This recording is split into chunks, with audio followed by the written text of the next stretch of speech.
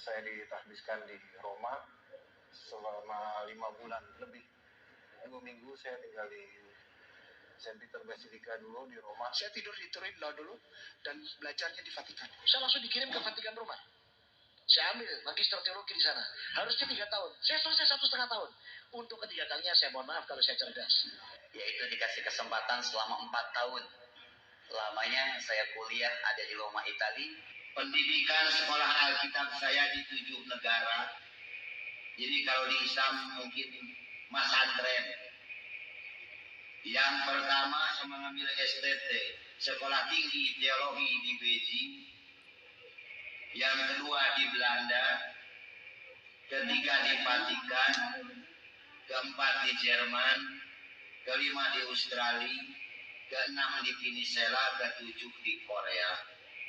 Oh my goodness. Shalom, puji Tuhan. Umat Islam jangan gampang dibohongi oleh Ustadz Mu'alaf yang konon S3 Vatikan, S3 Yerusalem, kuliah di Australia, di Roma, di Amerika, lalu dilantik jadi pendeta, jadi pastor, dan sebagainya, atau mengaku aktivis gereja, tiba-tiba menjadi ustadz. Kalau itu benar sih tidak apa-apa. Tetapi kalau tidak benar, lalu mereka mendapat panggung, kan kasihan umatnya dibohongi.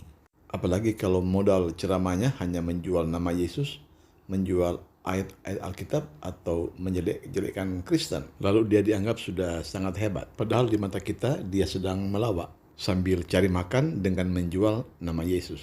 Tetapi itu bukan urusan kita.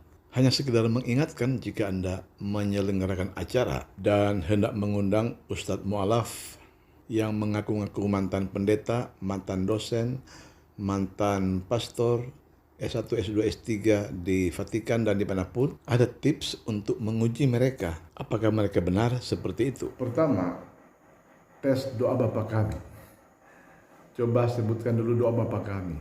Di luar kepala, semua orang Kristen, Katolik hafal doa Bapa kami. Bapa kami di surga, dikuduskan namamu, datanglah kerajaanmu itu. Kedua, tes, sebutkan Yohanes 3 ayat 16 di luar kepala ya. Kalau orang pendeta pasti tahu itu. Lalu suruh sebutkan jumlah kitab di Alkitab, Kejadian sampai Wahyu, itu ada 66 kitab. Hafal nggak dia? Kalau dia nggak hafal, diragukan gelar sarjananya. Kemudian suruh dia juga sebutkan 12 murid Yesus dan 12 anak Yakub dan 10 hukum Taurat. Itu aja.